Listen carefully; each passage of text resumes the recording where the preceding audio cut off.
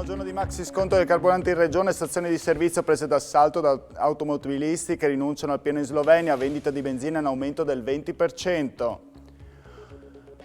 OPA di sparcasse su Civibank. Sarebbe scorretto e inopportuno che la regione si intromettesse in una questione di mercato, dice Federiga. L'Istituto di Bolzano presenta la sua lista per il CDA con Gervasio presidente. Da oggi anche per le pensioni si ritorna alle regole pre-pandemia, pagamenti in contanti imposta dal primo del mese pur mantenendo lo scaglionamento per lettera e così molti hanno riassaporato il vecchio rito della fila. Sono una quarantina gli studenti giunti dall'Ucraina nel capoluogo friulano, a disposizione per loro materiale didattico e supporto psicologico, ma mancano mediatori linguistici e al loro posto insegnanti specializzati. Weekend importanti per la Jolly Campoformido, la squadra maschile della B di pallamano inizia il gironcino per puntare alla promozione in A2 dopo una stagione regolare da protagonista.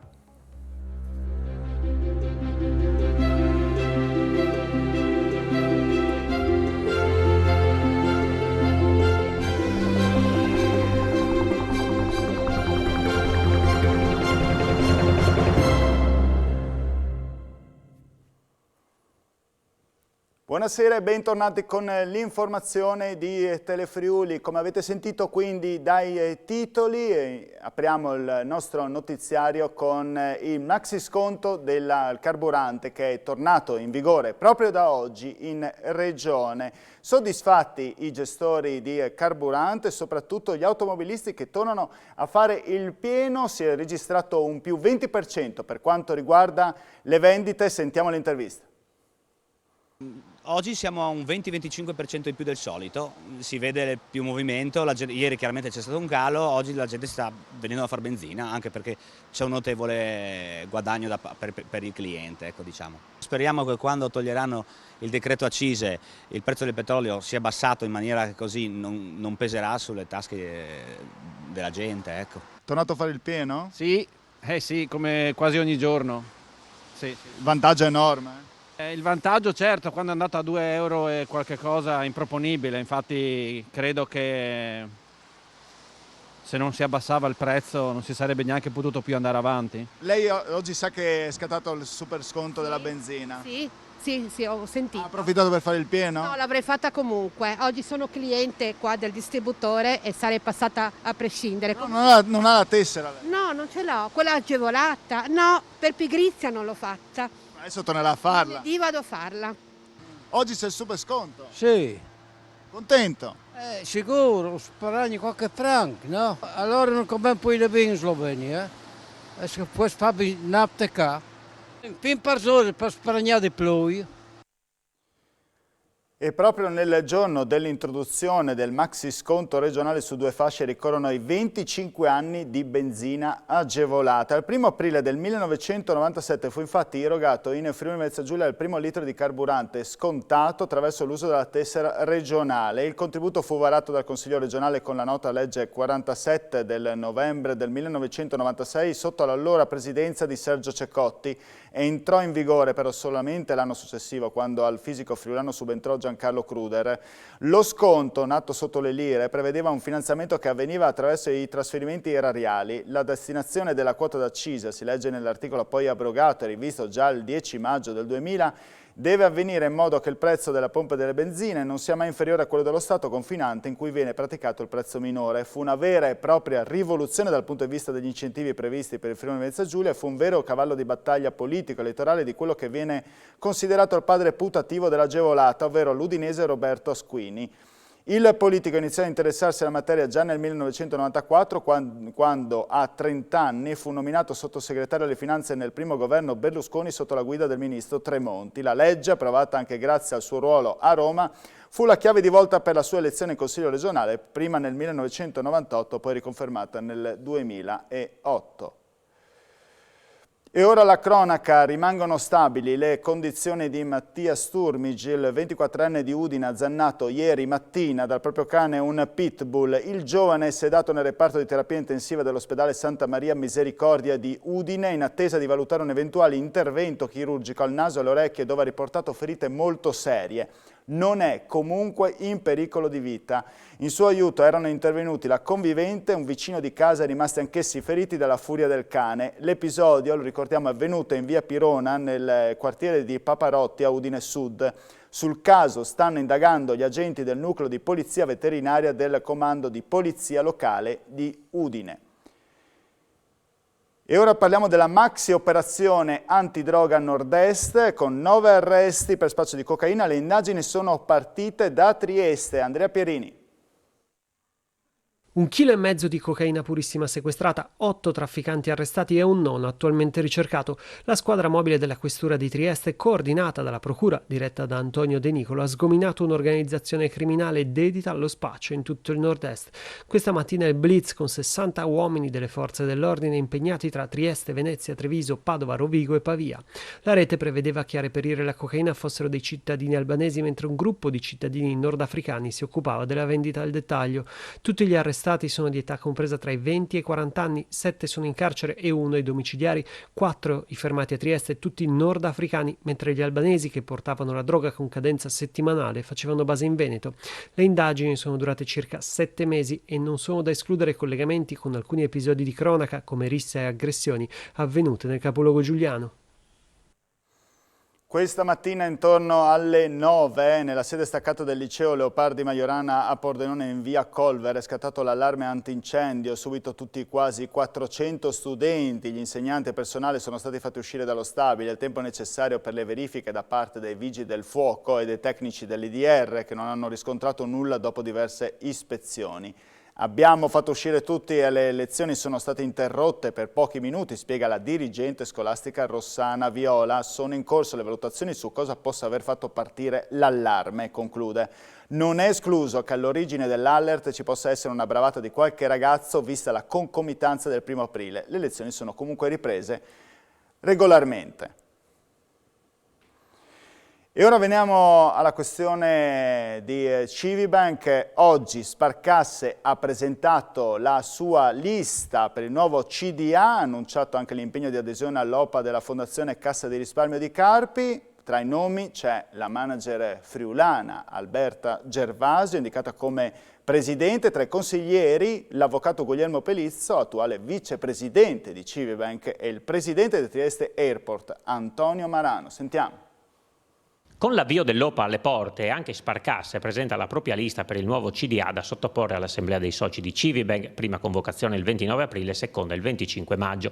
La lista per il Consiglio di amministrazione prevede un'importante qualificata espressione del territorio locale. In particolare, in testa alla lista la figura di Alberta Gervasio, manager che dopo un'esperienza decennale in Nestlé e Young ha ricoperto incarichi importanti nel mondo friulano, fra cui quello di direttore amministrazione, finanza e controllo presso la Sridon Schneidero, approdando nel 2012 al gruppo Bru Energy, dove oggi ricopre la carica di amministratore delegato. La lista prosegue con Guglielmo Pellizzo, attuale vicepresidente di Civibank e noto avvocato udinese. In lista anche l'avvocato Aldo Bulgarelli di Verona, di origini friulane, che può vantare importanti esperienze maturate in ambito bancario sia nel gruppo Unicredit sia in Sparcasse come consigliere di amministrazione per 3 mandati. Nella lista anche Lidia Glavina, importante manager triestina e appartenente alla comunità slovena, che vanta un curriculum molto significativo. E compare anche il nome di Antonio Marano, presidente dell'aeroporto del Friuli Venezia Giulia, con diversi incarichi di consigliere di amministrazione in altre importanti società italiane. La lista vede poi nelle posizioni successive 3 dirigenti di Sparcasse, Mario Cappelletti, Luca Cristoforetti e Armin Weissennegger. Infine Silvano Chiappo, già dirigente bancario con ruoli di vertice in Civibank e in Crédit Agricole Friuladria. Per il presidente di Sparcasse, Gerhard Brandstetter, si tratta di una lista che rappresenta il territorio e con grandi professionalità. Intanto crescono le adesioni. Oggi si è registrato un ulteriore impegno da parte di Fondazione Cassa di Risparmio di Carpi, che detiene il 2,87% del capitale sociale, rappresentando così il terzo principale azionista della banca friulana. La somma delle azioni Civibank, oggetto degli impegni di adesione sottoscritti sino ad oggi, insieme alla partecipazione già detenuta da Sparcasse, arriva al 34,1% del capitale sociale di Civibank. Sarebbe scorretto e inopportuno che la Regione si intromettesse in una questione che riguarda il mercato. Così il presidente della Regione Federica in merito all'OPA lanciato da Sparcasse su Civibank. Indipendentemente da chi detenga la maggioranza delle azioni, aggiunge il governatore, quello che pretendiamo è attenzione all'economia, alle imprese e alle famiglie del territorio. Federica interviene poi anche in questa intervista sull'Election Day. Sentiamolo. la Regione in modo trasparente, leale e corretto non si intromette nel mercato e nelle azioni di mercato.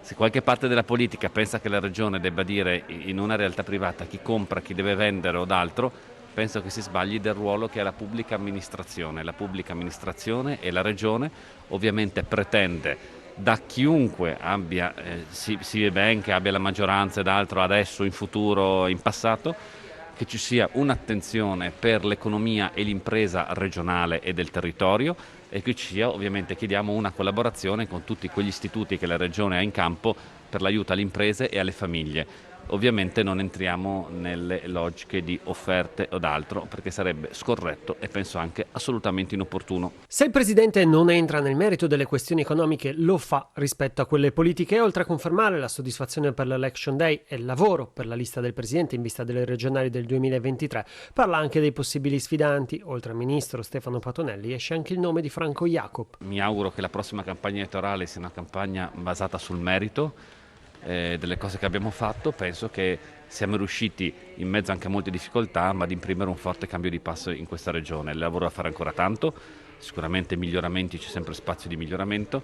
Devo dire però che la capacità attrattiva della nostra regione dal punto di vista economico e lavorativo, anche nei momenti di estrema difficoltà che abbiamo vissuto e che siamo riusciti a superare insieme, oggi può vedere una situazione sicuramente diciamo, migliore rispetto alle prospettive che con una pandemia o una guerra in corso potevano esserci. Voltiamo pagina, è terminata oggi lo stato d'emergenza per quanto riguarda la sanità, la situazione del Covid. Continuano però i dati sul monitoraggio settimanale da parte del Ministero della Salute. Nell'ultimo periodo la curva epidemica si è appiattita, a dirlo è il friulano Silvio Brusaferro, che è anche il presidente dell'Istituto Superiore di Sanità. Ciò è confermato, dice, dall'incidenza nell'ultima settimana di 836 casi per 100.000 abitanti, ma la trasmissibilità, avverte con l'indice RT, rimane sopra la soglia epidemica un po' in tutte le regioni. Rispetto alle fasce d'età, sottolinea Brusaferro, tra i più giovani è segnalato un decremento dei nuovi casi di Covid-19, mentre le fasce d'età più avanzate, over 50, mostrano un lieve incremento. E proprio sulla questione Covid è intervenuto anche il vicepresidente della Regione Riccardo Riccardi, che dice che questo non è il momento di abbassare comunque la guardia perché i contagi restano alti. Sentiamolo. A distanza di 2 anni da oggi, l'Italia non è più nello stato di emergenza. I numeri dei contagi Covid hanno iniziato a scendere grazie alla campagna vaccinale e, come annunciato dal Premier Mario Draghi, a gennaio si torna lentamente verso la normalità, anche se non è il momento di abbassare la guardia. Sì, l'importante è che capiamo che l'emergenza non finisce per decreto. Sicuramente lo stato di emergenza si conclude, ma non è che dobbiamo dimenticarci di rispettare quelle regole che abbiamo conosciuto, quindi l'infezione sta ancora circolando in maniera importante, fortunatamente la domanda ospedaliera è molto bassa, quindi dobbiamo far tesoro di tutte le conquiste che abbiamo fatto nel corso di questi anni e dei sacrifici che abbiamo fatto e continuare a tenere un atteggiamento responsabile. Attualmente è prematuro parlare di una quarta dose, ma ormai la macchina organizzativa è rodata. Resta il tema delle liste d'attesa. Adesso l'obiettivo è quello di vedere questa infezione che cali, perché questo è importante. E poi naturalmente noi dobbiamo occuparci dell'altra sanità. Abbiamo già cominciato a farlo, speriamo di avere sempre meno incertezze perché questo ci consente di fare dei programmi molto più strutturati che in questo momento vivono ancora con la incidenza rilevante dell'infezione. Oggi infatti si registra una leggera impennata di contagi, 1417 positività nelle ultime 24 ore, 30 delle quali solamente tra i pazienti di una casa di riposo di Cormons. Morta per Covid una persona, si tratta di un uomo di 87 anni, originario di San Vito al Tagliamento, deceduto in ospedale. 6 le persone ricoverate in terapia intensiva, come vedete anche dall'immagine sovraimpressa, 142 i pazienti ospedalizzati, 24.000 collegionali attualmente isolati nelle proprie abitazioni. Stanze da bagno al limite della decenza nel reparto di ostetricia dell'ospedale di San Vito al Tagliamento, come testimoniato dal video girato da una giovane coppia che da poco ha avuto un bimbo. La direzione della struttura ha avviato una ricognizione ammettendo come alcune aree siano datate che sono in corso lavori di manutenzione. Servizio.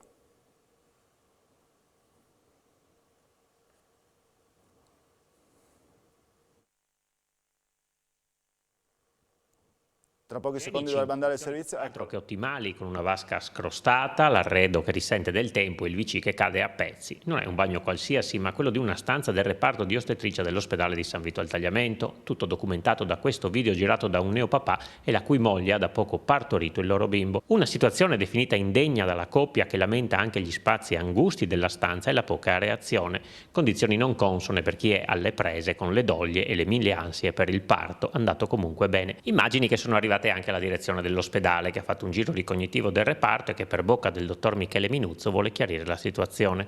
Il nosocomio sanvitese, fa sapere il direttore della struttura, è stato oggetto nei recenti anni di complesse opere di ristrutturazione edilizia, tra le quali il rinnovo di diverse strutture. Questi interventi hanno coinvolto diversi reparti. Alcune isolate stanze di decenza hanno effettivamente servizi igienici datati, dice, sui quali però sono state fatte alcune migliorie negli anni e per le quali sono previsti ulteriori manutenzioni e adeguamenti. Gli standard di igiene sono sempre stati rispettati, soprattutto nel periodo Covid, prosegue il medico, che sottolinea come eventuali disagi vadano condivisi con la struttura prima che esposti al pubblico. Totalmente diversa la situazione del blocco parto, appena rimessa a nuovo, e dove le stanze hanno tutti standard altissimi, e anche per questo una ritoccata ai bagni di degenza appare doverosa. Con la scadenza dell'emergenza sanitaria ci sono nuove regole per quanto riguarda il Green Pass e soprattutto ci sono nuove regole, o meglio un ritorno al passato per quanto riguarda le pensioni, i pagamenti in contanti imposta dal primo del mese. Oggi il primo giorno e oggi molti hanno riassaporato le file di una volta. Vediamo. Anche il ritiro della pensione torna alla normalità con la fine dello stato d'emergenza. Con il 1° aprile il pagamento imposta in contanti torna attivo dal primo del mese, mentre in pandemia i pagamenti avvenivano una settimana prima, grazie all'impegno di Poste Italiane.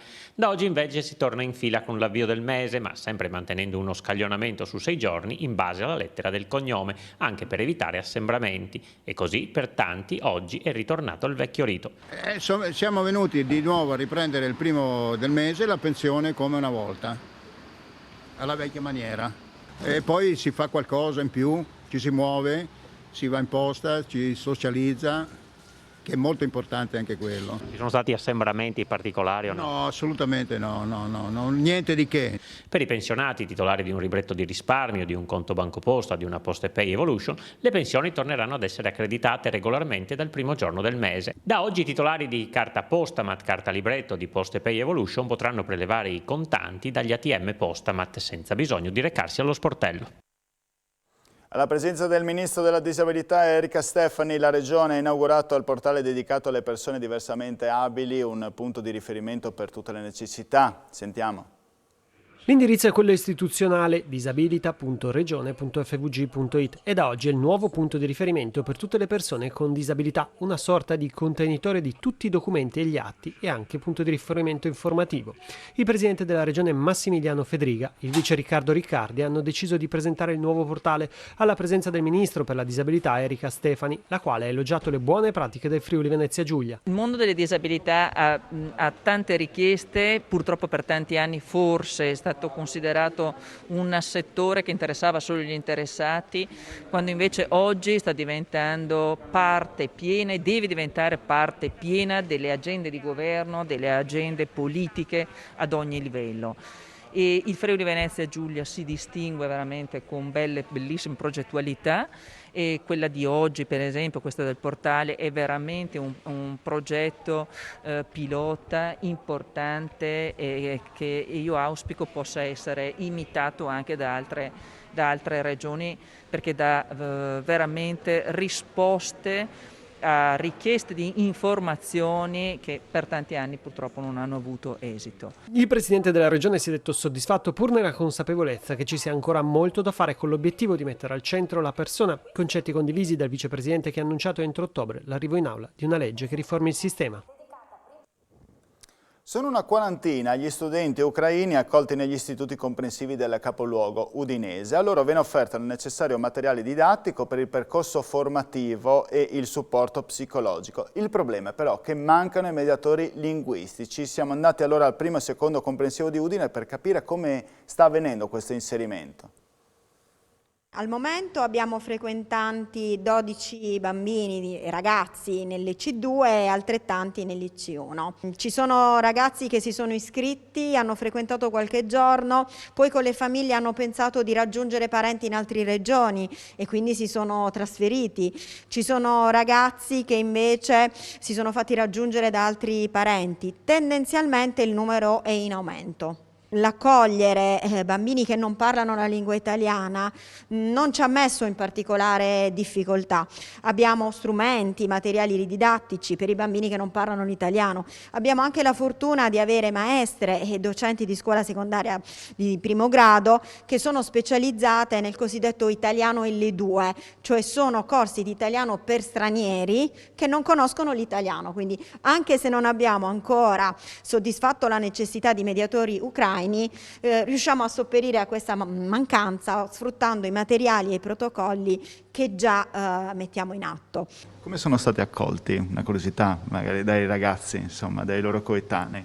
Devo dire molto bene, è stata quasi una festa, cartelloni, palloncini.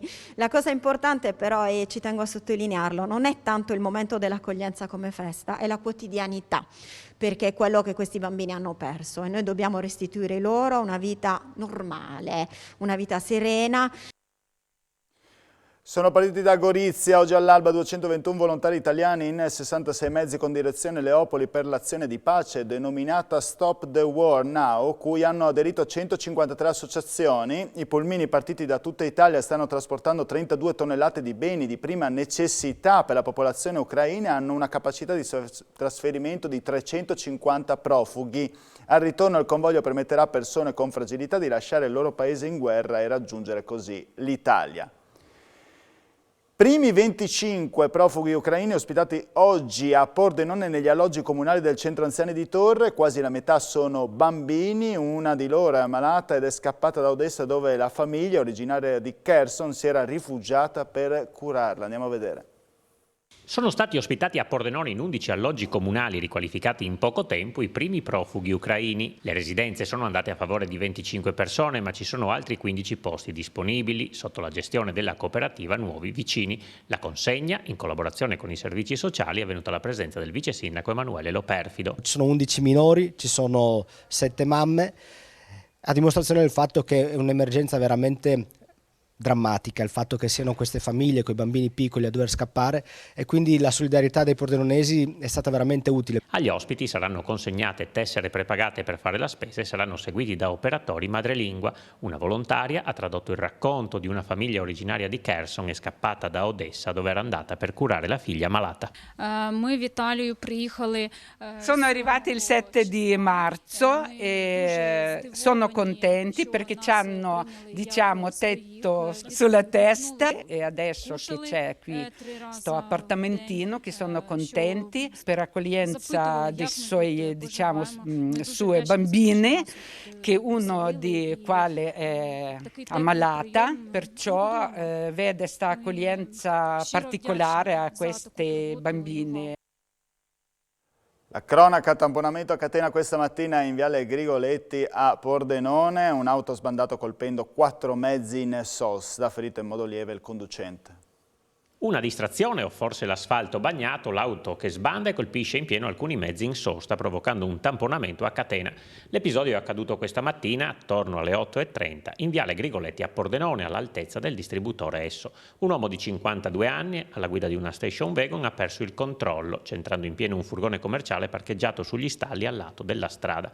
L'impatto ha innescato una serie di tamponamenti che hanno coinvolto altri 2 furgoni e un'auto in sosta. Il conducente, che ha causato il sinistro, è stato soccorso dall'ambulanza del 118 e portato in ospedale a Pordenone. È rimasto ferito in modo lieve. Sul posto, per i rilievi, è intervenuta la polizia locale di Pordenone che ha ricostruito la dinamica dello scontro apparsa chiara da subito. Arrivati anche i vigili del fuoco che hanno contribuito a ripristinare lo scenario. Il traffico non ha subito particolari rallentamenti.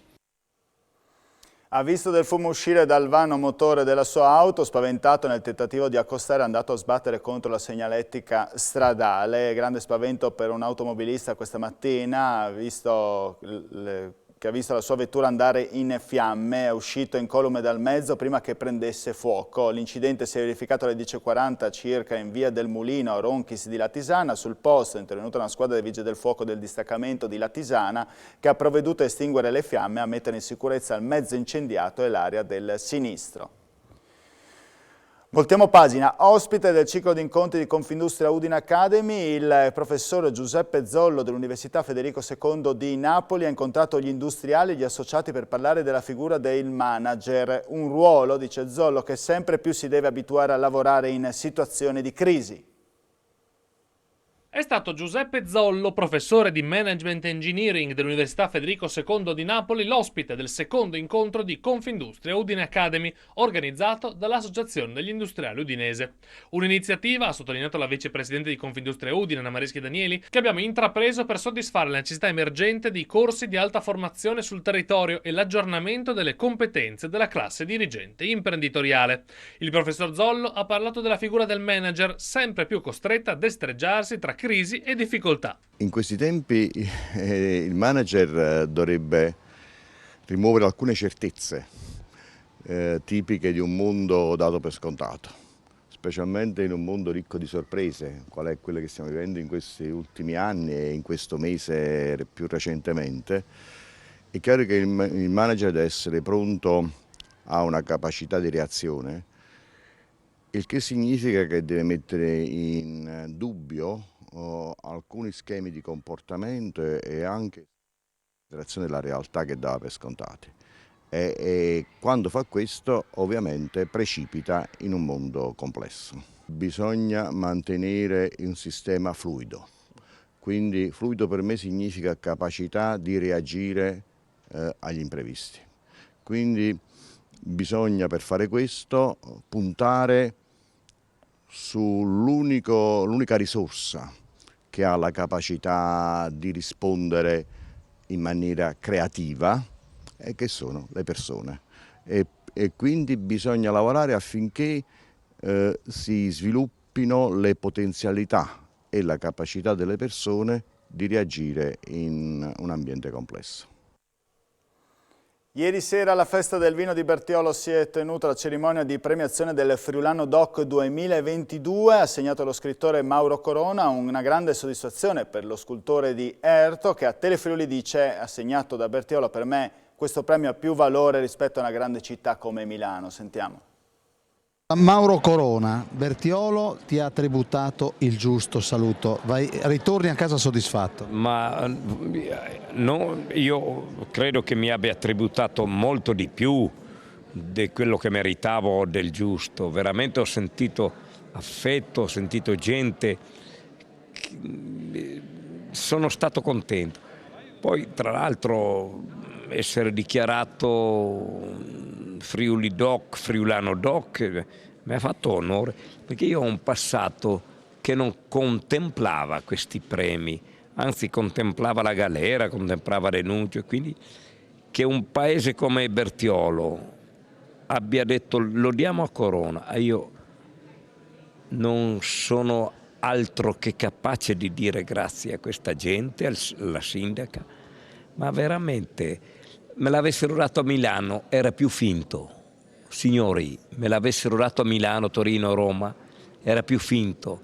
Era più un premio di circostanze, di convenienze, di politica, di editoria, ma qui me l'hanno dato con l'anima. Fatto un riferimento alla periferia che spesso è bistrattata, no? Sì, perché pare che la cultura esista solo nelle città di Torino, Milano, Roma. La provincia è la spina dorsale dell'Italia.